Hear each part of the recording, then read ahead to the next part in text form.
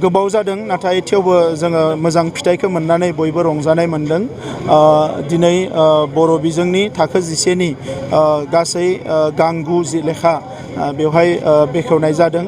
बर' थुनलाइ आफादनि गोबां बोसोर नाजानाय, बर' फरायसा आफादनि नाजानाय, बर' माहारिनिनो हास्थायनाय बे खामानिया दिनै जाफुंबाय आरो देग्लाय बोसोरनिफ्राय हायार सेकेन्डारियाव बर' बिजोंजों जोंनि फरायसाफ्रा फरायनो हागोन।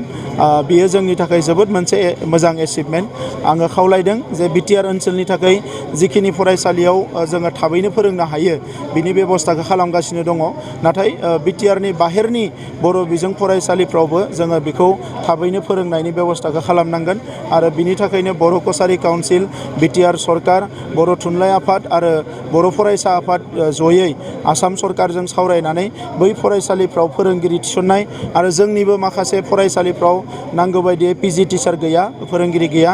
दा बैफोरावबो माखासे पस्ट ग्रेजुवेट टिचार थिसननानै बे साबजेक्टफोरखौ फोरोंनो हानायनि बेबस्थाखौ खालामनो थाखाय जोङो बयबो नाजागोन आरो बर' रावा जाहाथे अराय सम जौगालाङो आरो बर' बिजोङा गोख्रोंनिफ्राय गोख्रोंसिन जायो बेनि थाखाय जों हाबा मावलांबाय थागोन। आं बेखौनो बुंदों जे माखासे फोरोंगिरि नांगोन, माखासेयाव फोरोंगिरिफोर दङ नाथाय गोबाङावनो फोरोंगिरि नांगोन। दा बे फोरोंगिरिखौ आसाम सरकारा एपइन्टमेन्ट होनांगोन।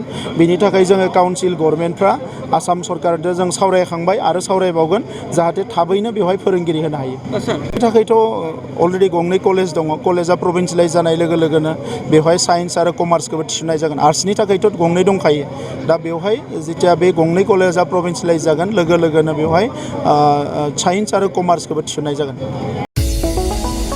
चिराङाव सावस्रि सिबिथायनि थाखाय मोनसे मोजां फाहामथायनि राहाखौ लानानै फैदों एसटि क्लिनिकआ। आथिखालाव सुबुंनि देहायाव नुजाथिबाय थानाय डायबिटिस बेरामनि थाखाय मोजां फाहामथाय होयो एसटि क्लिनिकआ।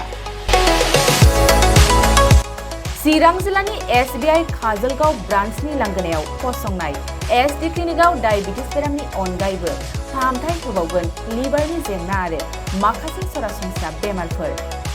बे एसटि क्लिनिकआव डायबिटिस बेरामनि फाहामथायखौ होगोन जर'खा फाहामगिरि डक्टर समिक देबा। नोंथांमोना फुं आरो मोनाबिलि समावबो बे क्लिनिकआव फाहामथाय लानो हागोन। डक्टर, लेबरेटरि, मुलि, इसिजि सिबिथायनि खाबुफोरखौ बे एसटि क्लिनिकआव मोनजोबगोन।